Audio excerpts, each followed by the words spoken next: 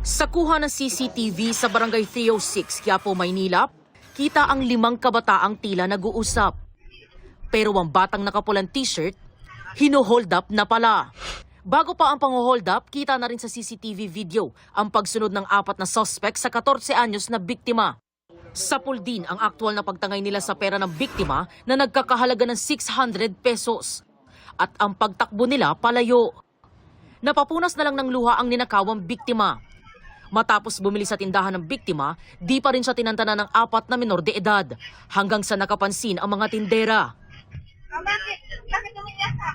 Dito na sinita ang mga bata at isinumbong sa barangay. Sino ang lagi ninyong nabibiktima?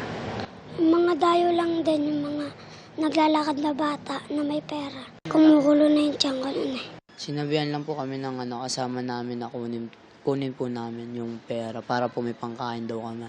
Nakumpiska ang